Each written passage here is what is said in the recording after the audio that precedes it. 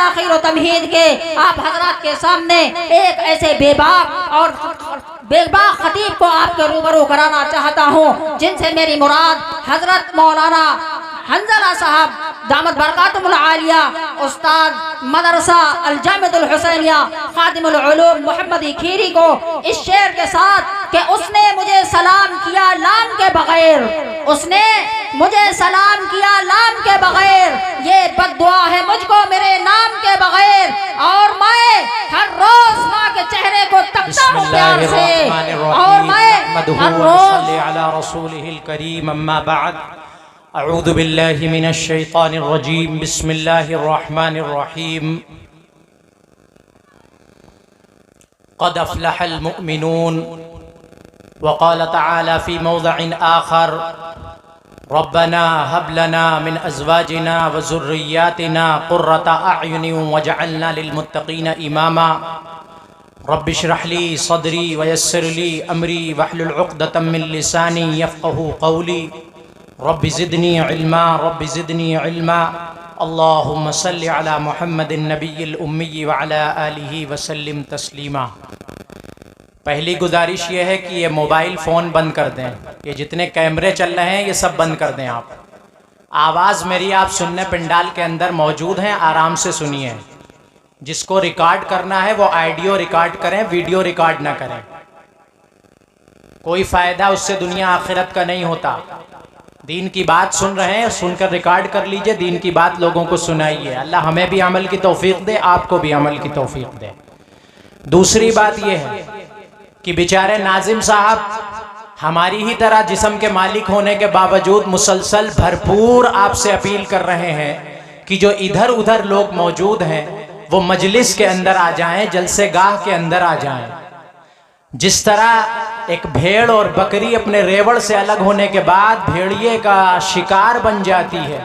اسی طریقے پر دین کی محفل سے الگ ہو کر کے جو لوگ کھڑے ہوتے ہیں ان کو شیطان نامی بھیڑیا اپنے پنجے میں جکڑ لیتا ہے۔ اور ایک بات اور کہنا چاہتا ہوں، سچ بتائیے دل پر ہاتھ رکھ کر، اگر کوئی یہاں ناٹک چل رہا ہوتا، کوئی منڈلی چل رہی ہوتی، کوئی سرکس چل رہا ہوتا، کیا پھر بھی آپ کو اتنی بار اپیل کر کے بلانا پڑتا؟ کیا اللہ اور اس کے رسول کی بات، اللہ اور اس کے رسول کا تذکرہ اتنا سستا ہو گیا، اتنا ہلکا ہو گیا کہ اس کے لیے ناظم صاحب کو، منتظمہ کو، تمام لوگوں کو بار بار اپیل کرنی پڑ رہی ہے؟ پھر بھی ہمارے اور آپ کے قدم جلسے گاہ تک نہیں آ پا رہے۔ کون سا ایسا مشغلہ ہے، کون سی ایسی مجبوری ہے، کون سا ایسا کاروبار ہے، کون سا ایسا کام ہے جس کی وجہ سے ہم اس مبارک محفل کا حصہ بننے سے خود کو روکے ہوئے ہیں؟ اس لیے بہت ادب کے ساتھ آپ سے گزارش ہے، میرے بعد ابھی قاری صاحب بھی آپ کو کلام سنائیں گے اور دو بہت عظیم المرتبت شخصیات کے بیانات کو بھی آپ کو سننا ہے، تو اس لیے براہ کرم اس ماحول کو بنائیں، اس فضا کو بنائیں کہ دین کی بات آپ بیٹھ کر کے اطمینان سے سنیں، تاکہ ہم کو بھی سنانے میں مزہ آئے اور آپ کو سننے میں مزہ آئے، اور اس کے ساتھ ساتھ شیطان کے حملے سے محفوظ ہو کر کے عمل کا جذبہ ہمارے اور آپ کے اندر بیدار ہو جائے۔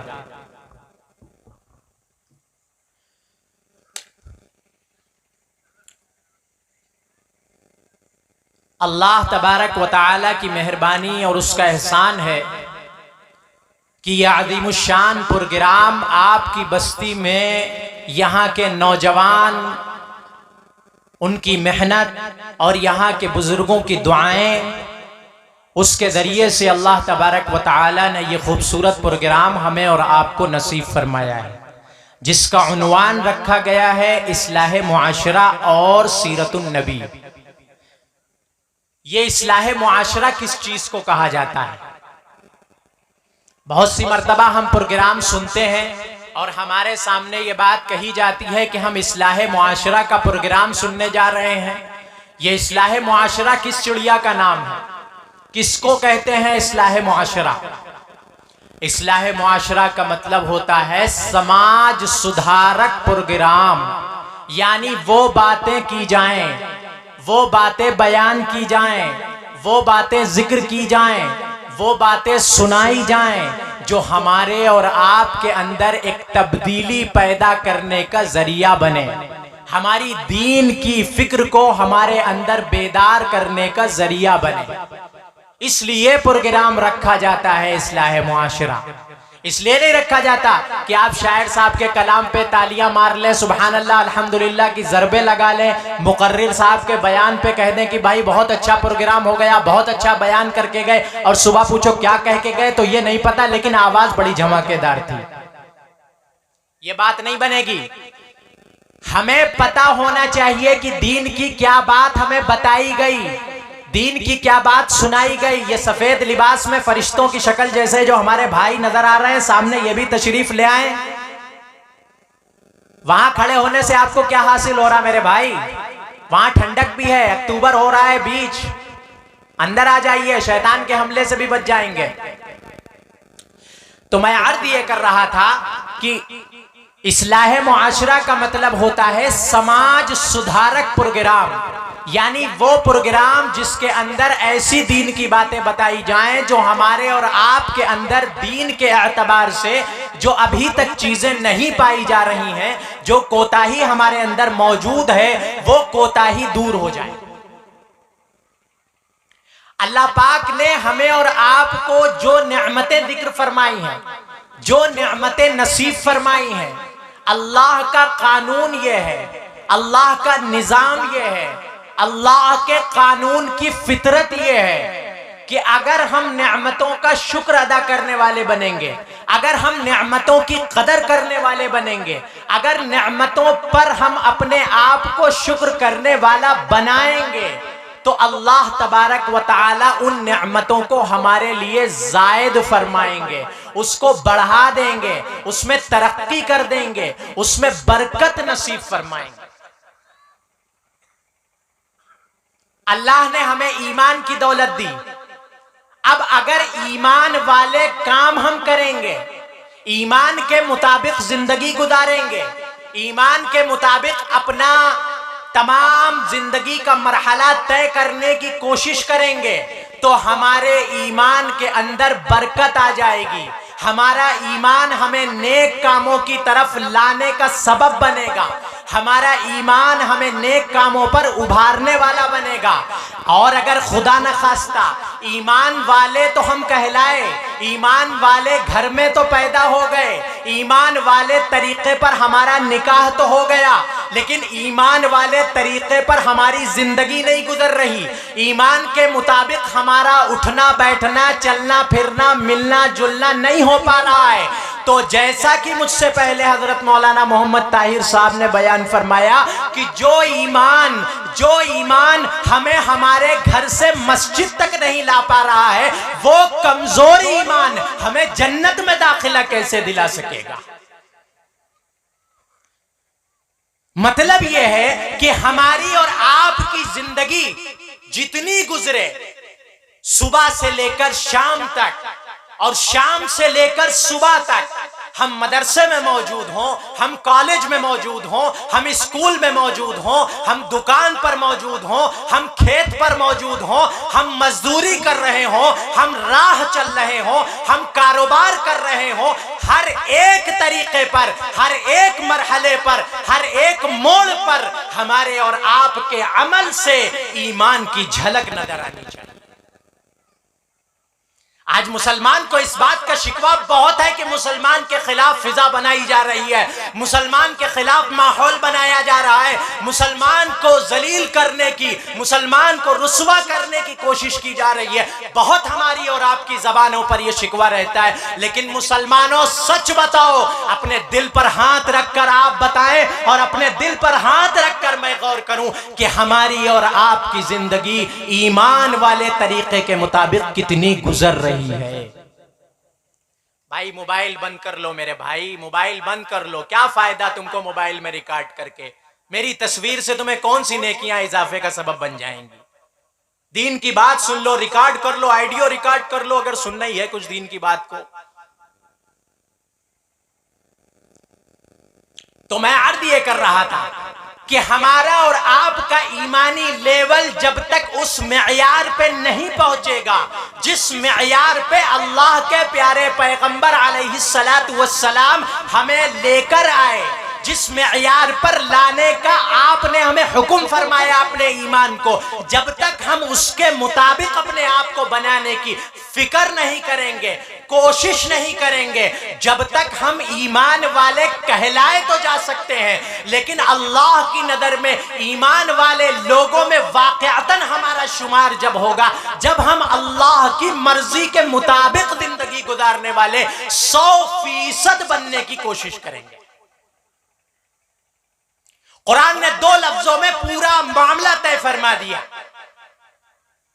فرمایا قد افلح المؤمنون۔ دنیا سمجھتی ہے کہ پروفیسر کامیاب ہو گیا، مولوی کامیاب ہو گیا، دکاندار کامیاب ہو گیا، کھیتی باڑی والا کامیاب ہو گیا، فلاں تجارتی کامیاب ہو گیا، پلاٹ جس کے زیادہ ہو گئے وہ کامیاب ہو گیا، چیئرمین کامیاب ہو گیا، پردھان کامیاب ہو گیا، وزیر کامیاب ہو گیا۔ اللہ کا کلام کہتا ہے جس نے ایمان کے مطابق اپنی زندگی گزاری، جس نے ایمان والا صحیح معنی میں بن کر زندگی گزاری، قد افلح المؤمنون، کامیاب وہ ہو گیا۔ معیار خدا کے ہاں کسی کی سلطنت نہیں ہے، کسی کی دولت نہیں ہے، کسی کی حکومت نہیں ہے، کسی کا عہدہ نہیں ہے، کسی کا مرتبہ نہیں ہے۔ اللہ کے ہاں صرف معیار یہ ہے کہ جو اللہ نے ایمان ہمیں آپ کو دیا ہے اس ایمان پر ہم اپنے آپ کو چلانے والے بن جائیں۔ اور یہ نہیں چلے گا کہ آدھا تیتر آدھا بٹیر بن جائیں، کہ جب مائک پہ بیٹھے تو مولانا صاحب مائک کو جھما کر رکھ دیں، پبلک کہے کہ مولانا صاحب نے بڑی ایمان کی باتیں کہیں اور مولانا صاحب اسٹیج سے اتر کے ایمان کے خلاف کام کرتے نظر آئیں۔ نہیں چلے گا۔ آپ ٹوپی لگا کر کے جلسے گاؤں میں تشریف لے آئیں اور یہاں سے نکلنے کے بعد ہماری آپ کی زندگی ایمان والے اعمال کے خلاف ہو، ایمان والے طریقے کے خلاف ہو، اللہ کے ہاں کامیابی کی ہماری کوئی ذمہ داری نہیں۔ بلکہ مسلمانوں، ہمارا اور آپ کا طرز عمل، ہماری اور آپ کی زندگی، ہمارے اور آپ کے اخلاق، ہمارا اور آپ کا کردار، ہمارا اور آپ کا لباس، ہمارا اور آپ کا ملنا جلنا، ہمارا اور آپ کا اٹھنا بیٹھنا، ہماری آپ کی موت مٹی، ہماری آپ کی شادی بیاہ، غرضے کی ماں کے پیٹ سے لے کر کے قبر تک پہنچنے تک ایک ایمان والے کی زندگی مدنی آقا علیہ السلام کے طریقے کے مطابق جب تک نہیں آ جائے گی، مسلمان کامیابی کی راہ پر گامزن نہیں ہو سکتا۔ اللہ اپنے کلام میں ارشاد فرماتا ہے کہ اے ایمان والو، تمہیں خوف زدہ ہونے کی فکر نہیں کرنا ہے، تمہیں اپنے آپ کو رنجیدہ نہیں کرنا ہے، تمہیں دنیا والوں کے حربے سے، دنیا والوں کے پیتروں سے، دنیا والوں کی مکاریوں سے ڈرنا نہیں ہے، تمہیں صرف ایک کام کرنا ہے۔ میں اللہ اپنی جلال اور اپنی کبریائی کی قسم کھا کر کے وعدہ کرتا ہوں، اللہ اپنے کلام میں مسلمانوں ارشاد فرماتا ہے کہ اے ایمان والو، تم سچے پکے مومن بن جاؤ، تمہیں کامیاب کرنے کی گارنٹی تمہارا رب لیتا ہے۔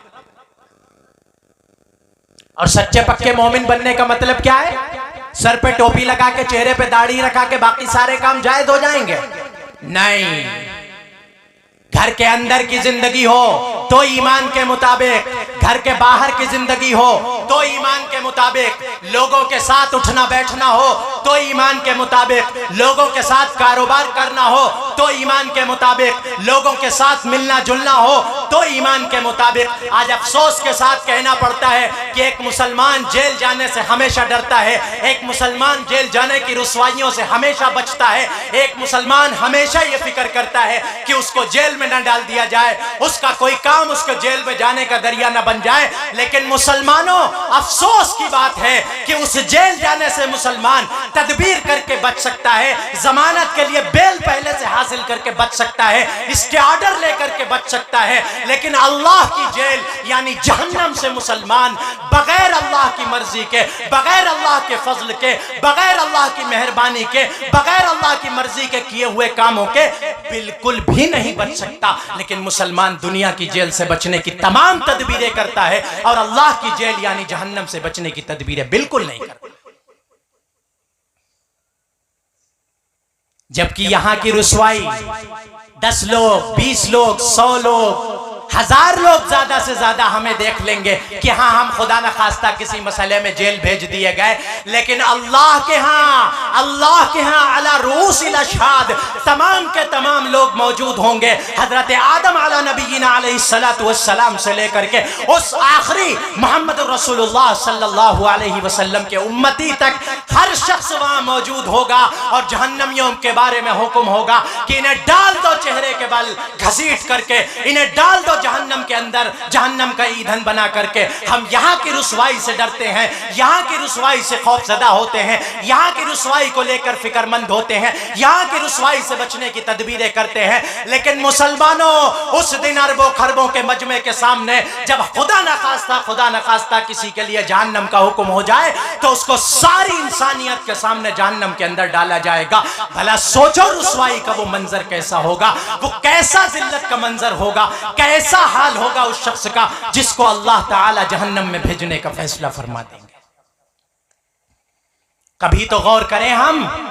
کبھی تو اپنے بارے میں سوچنے کی فکر کریں، کیا زندگی صرف اس لیے خدا نے عطا فرمائی تھی کہ کھا پی کر کے برابر کر دیا جائے، کاروبار بڑھا لیا جائے، پلاٹنگ کر دی جائے، دکانیں بنا لی جائیں، عہدے حاصل کر لیے جائیں، اور اس کے بعد ایک دن جب دنیا سے جانے کا وقت آ جائے تو آنکھیں بند ہوں اور خدا کے دربار میں ہم پہنچ جائیں اور ہمارے پاس ایمان کے نام پر، اعمال کے نام پر خدا کے سامنے پیش کرنے کے لیے کوئی چیز موجود نہ ہو؟ خدا کے پیغمبر علیہ السلام ہمیں بندہ بن کر آئے تھے اور بندہ بنانے آئے تھے، اللہ کے نیک بندے بن کر آئے تھے اور اللہ کا نیک بندہ ہمیں آپ کو بنانے آئے تھے۔ لیکن افسوس یہ ہے کہ ہم نے تمام شیطانوں کی چالوں کو اپنا لیا، ہمارا لباس غیروں والا، ہماری معاشرت غیروں والی، ہمارا اٹھنا بیٹھنا غیروں والا، ہمارا رہن سہن غیروں والا۔ ایک مسلمان کی کوئی ایک طرز عمل، کوئی ایک زندگی کی روش ایسی نہیں دکھتی ہے جس کو دیکھ کر کے یہ فیصلہ کر لیا جائے کہ ہاں یہ مسلمان حضور علیہ السلام کے عاشقوں کی محفل ہے۔ ہم صرف 2 جگہ مسلمان نظر آتے ہیں، یا تو کسی جنازے میں جاتے وقت یا نکاح کے لیے مولوی صاحب کے سامنے بیٹھتے وقت، باقی ہمارا کسی بھی طرز سے یہ جھلکتا نہیں ہے کہ یہ محمد الرسول اللہ کے امتیوں کا معاملہ ہے۔ جبکہ میں نے عرض کیا کہ اللہ نے جو نعمت ہمیں آپ کو عطا فرمائی ہے، اللہ نے جو دولت ہمیں آپ کو عطا فرمائی ہے، وہ دولت جب تک ہم اس کی قدر نہیں کریں گے، جب تک اس کے لیے ہم فکر نہیں کریں گے، جب تک اس کے مطابق زندگی نہیں گزاریں گے، جب تک ہمارا آپ کا بیڑا کسی حال میں پار نہیں ہو سکتا۔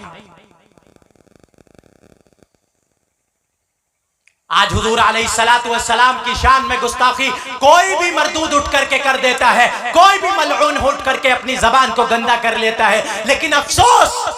مسلمان کے کان سے لیڈ نہیں ہٹ پاتی ہے، مسلمان کی نظر اسکرین سے نہیں ہٹ پاتی ہے۔ اس کو یہ پتا ہوتا ہے کہ کس کرکٹر کا ریکارڈ کیسا ہے، کس فلم کی کمائی کیا ہے، کس فلم میں ہیرو اور ہیروئن کون ہے، لیکن اس کو یہ نہیں پتا ہوتا کہ محمد رسول اللہ کی شان میں گستاخی ہو گئی۔ اس کے لیے اب ہم کیا کریں؟ ہم کیسے اپنے حضور کی گستاخی کو روکیں؟ ارے مسلمان اتنا تو کر سکتا ہے کہ کم سے کم اپنے پیغمبر کی زندگی کو اپنے اندر اتارنے والا بن جائے، پیغمبر کی سیرت کو اپنی زندگی میں داخل کرنے والا بن جائے، پیغمبر کی زندگی کے مطابق خود کی زندگی کو بنانے والا بن جائے۔ افسوس مسلمان کو ہر چیز کی فکر ہے، اس کو اپنے کاغذات کی فکر ہے، اس کو اپنی زمین کی فکر ہے، اس کو سی اے اور این آر سی کی فکر ہے، لیکن نہیں فکر ہے تو جناب محمد رسول اللہ کی حرمت کی فکر نہیں ہے، آپ کی عظمت کی فکر نہیں ہے، آپ کی سیرت کو اپنی زندگی میں داخل کرنے کی فکر نہیں ہے۔ مسلمان کے کان پہ جو بھی نہیں رینگتی ہے،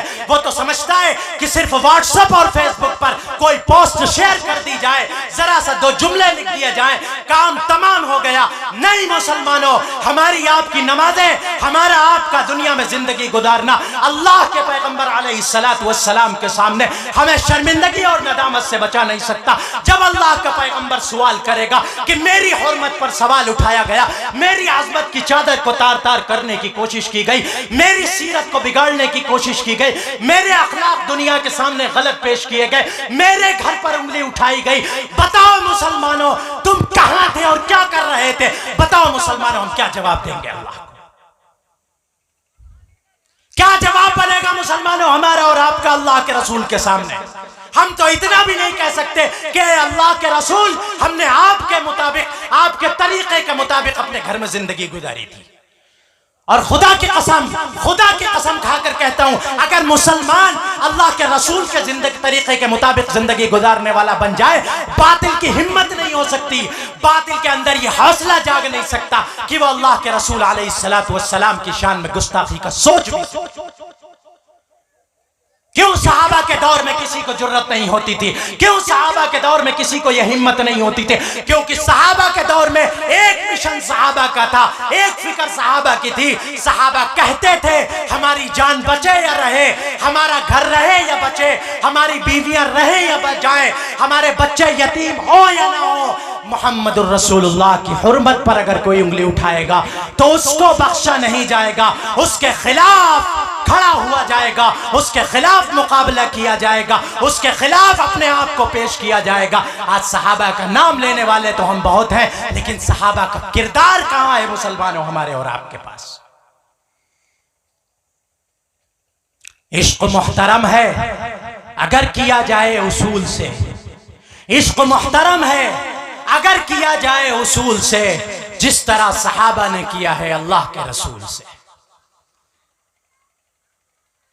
تو میں عرض یہ کر رہا تھا کہ ہماری اور آپ کی زندگی جب تک ایمان کے مطابق نہیں آ جائے گی، 100% ہمارا آپ کا ہر لمحہ ایمان کے مطابق گزرنے والا نہیں بنے گا، جب تک ہمارا اور آپ کا بیڑا پار ہونے کا کوئی چانس نہیں۔ میں بہت چھوٹی چھوٹی دو باتیں ذکر کرتا ہوں جو ہر جگہ تقریباً میں کہتا ہوں۔ دو چیزیں ایسی ہیں جس جگہ پر ہماری اور آپ کی پہچان ہوتی ہے، جس جگہ پر ہمارا اور آپ کا طرز عمل لوگوں کے سامنے جاتا ہے کہ محمد الرسول اللہ صلی اللہ علیہ وسلم کے امتی کو کیسا ہونا چاہیے، اس جگہ پر جا کر کے، اس اسٹیج پر جا کر کے ہمارا اور آپ کا معاملہ زیرو ہو جاتا ہے۔ جیسے ہمارے گھر میں کوئی شادی کا موقع آ جائے تو اب دنیا جہان کی رسمیں کر لی جائیں گی، دنیا جہان کے معاملے کر لیے جائیں گے، دنیا جہان کی فکر کر لی جائے گی، اس کو بھی راضی کر لیا جائے، اس کو بھی راضی کر لیا جائے، اس کو بھی خوش کر لیا جائے، اس رسم کو بھی کر لیا جائے، مہندی کی رسم کو بھی کر لیا جائے، ہلدی کی رسم کو بھی کر لیا جائے، منگنی کی رسم کو بھی کر لیا جائے، بارات بھی لمبی چوڑی لے کر چل لیا جائے۔ لیکن اگر نہیں کیا جائے گا تو صرف یہ کام نہیں کیا جائے گا کہ ہمارا اور آپ کا شادی بیاہ کا طریقہ جناب محمد الرسول اللہ صلی اللہ علیہ وسلم کے طریقے کے مطابق ہو جائے۔ پھر ہم کہتے ہیں ہمارے لیے کامیابی نہیں، پھر ہم کہتے ہیں ہم کامیاب نہیں۔ کامیابی جس راستے پر رکھی گئی، جس طریقے پر رکھی گئی، جس چیز میں رکھی گئی، وہ جناب محمد الرسول اللہ صلی اللہ علیہ وسلم کی سیرت مبارکہ ہے۔ اگر اس کے مطابق مسلمان زندگی گزارے گا، اگر اس کے مطابق مسلمان اپنے آپ کو چلائے گا، اگر اس کے مطابق مسلمان اپنا کام کرے گا، اگر اس کے مطابق مسلمان اٹھنا بیٹھنا اپنا کرے گا، اگر اس کے مطابق مسلمان کے تمام کام ہوں گے تو مسلمان کامیاب ہے۔ اگر اس کے مطابق مسلمان کے کام نہیں ہے تو مسلمان کامیاب نہیں۔ قرآن کہتا ہے، ایک آیت کے اندر قرآن نے ہمارا اور آپ کا پورا سانچہ اور خاکہ کھینچ کے رکھ دیا۔ فرمایا ان الذین قالوا ربنا اللہ، جن لوگوں نے اپنی زبان سے یہ اقرار کر لیا کہ ہمارا رب اللہ ہے، انہوں نے کہہ دیا کہ ہمارا رب اللہ ہے، انہوں نے مان لیا کہ ہمارا رب اللہ ہے، انہوں نے اقرار کر لیا کہ ہمارا رب اللہ ہے۔ ثم استقاموا، پھر وہ اس پر جم گئے، اس پر ڈٹ گئے، پھر انہوں نے نمازیں نہیں چھوڑی،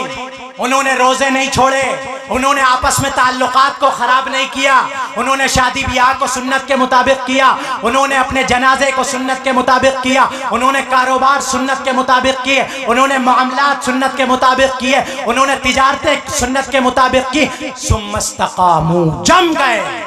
ڈٹ گئے، سمجھوتا نہیں کیا کہ ابا آ جائیں تو ان کی بات مان لی جائے، خالو آ جائے تو ان کی بات مان لی جائے، چچا آ جائے تو ان کی بات مان لی جائے، دنیا میں کوئی آ جائے، کوئی سامنے آ جائے، فرمایا ثم استقاموا، اگر اللہ کے اور اس کے حبیب کے طریقے کے خلاف کوئی کام ہوگا تو دنیا سامنے جتنی بڑی تعداد میں آ جائے، دنیا خلاف ہوتی ہے تو ہو جائے، دنیا مخالفت میں آتی ہے تو آ جائے، دنیا ہمارے خلاف سینہ سپر ہوتی ہے تو ہو جائے، محمد الرسول اللہ کی غلامی کا دامن نہیں چھوڑا جائے گا۔ ثم استقاموا، ڈٹ گئے، جم گئے۔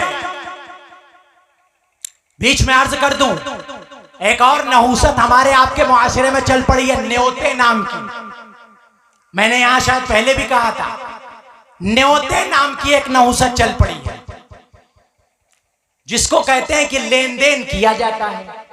تھوڑا سا معاملات کو سنبھالنے کے لیے اور تعلقات کو بنانے کے لیے لین دین کیا جاتا ہے۔ جی،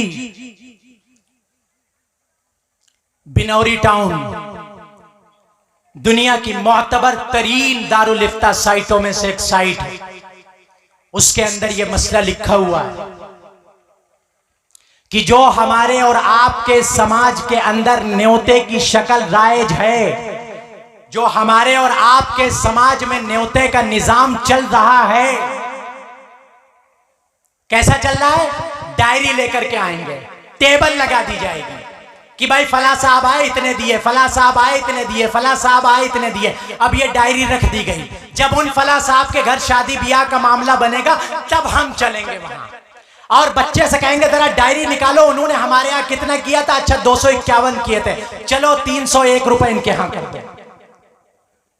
تو اس کا مطلب یہ تھا کہ انہوں نے ہمیں قرض دیا تھا، ہم قرض لوٹانے جا رہے ہیں اور اس کو بڑھا کر کے دینے جا رہے ہیں، اور قرض میں بڑھا کر کے دینا یہ سود ہے، سود ہے، چھوٹی موٹی بات نہیں ہے۔ ہاں، ہدیے کا نظام آپ کو چلانا ہے،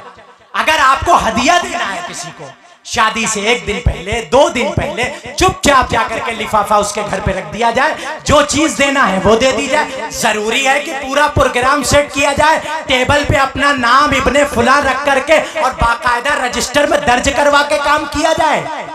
نہیں، اس کی اجازت بالکل نہیں ہے، شرعاً یہ بالکل درست اور جائز نہیں ہے۔ علماء موجود ہیں، ان کی ذمہ داری پر یہ بات کہہ رہا ہوں۔ تو میں عرض یہ کر رہا تھا، وقت میرا بھی پورا ہو رہا ہے، کہ اللہ تبارک و تعالی ارشاد فرماتا ہے تتنزل علیہم الملائکہ، جو لوگ ایمان لانے کے بعد ایمان کے مزاج کے مطابق، ایمان کے نظام کے مطابق، ایمان کی فکر کے مطابق، ایمان کے طریقے کے مطابق اپنی زندگی گزاریں گے، ان کو اللہ انعام کیا دے گا، ان کو اللہ پروفٹ کیا دے گا، ان کو اللہ کیا نوازے گا؟ فرمایا تتنزل علیہم الملائکہ، اللہ کے فرشتے ان کی مہمان نوازی کے لیے اتریں گے، اللہ کے فرشتے ان کا ویلکم کریں گے، اللہ کے فرشتے ان کا استقبال کریں گے اور کہیں گے اللہ تخافوا، ڈرو نہیں، ولا تحزنوا، رنجیدہ مت ہو، غمگین مت ہو۔ پھر کیا ہوگا؟ کہیں گے وابشروا بالجنت التی کنتم توعدون، آج تم کو بشارت دی جاتی ہے اس جنت کی جس جنت کا تم سے اللہ نے وعدہ کیا تھا کہ تم نیک عمل کر کے آؤ گے تو اللہ اپنی جنت سے تمہیں نوازے گا۔ اللہ صبح اس وعدے کو آج تمہارے سامنے پورا کر رہا ہے۔ میں نے آپ کے سامنے ایک آیت پڑھی، اللہ ارشاد فرماتا ہے قد افلح المؤمنون، ایمان والے کامیاب ہو گئے، اور دوسری جگہ ارشاد فرماتا ہے انہو لا یفلح المجرمون، جو مجرم ہیں، جو گناہگار ہیں، جو اللہ کے نافرمان ہیں، جو اللہ کے باغی ہیں، جو اللہ کے حدود کو توڑنے والے ہیں، اللہ کے خلاف، اللہ کے پلان کے خلاف، اللہ کے نظام کے خلاف، اللہ کی حدود کے خلاف سرکشی کرنے والے ہیں، انہو لا یفلح المجرمون، اللہ کہتا ہے وہ کبھی کامیاب نہیں ہو سکتے۔ اللہ ہم سب کو عمل کی توفیق بخشے، جو میں نے کہا اس پر بھی عمل کی توفیق بخشے، اور جو مجھ سے پہلے کہا گیا یا جو میرے بعد کہا جائے، اللہ کہنے سننے میں جو کوتاہیاں ان کو معاف فرمائے، اور کہنے سننے سے زیادہ ہم سب کو عمل کی توفیق نصیب فرمائے۔ وآخر الدعوانا ان الحمدللہ رب العالمین۔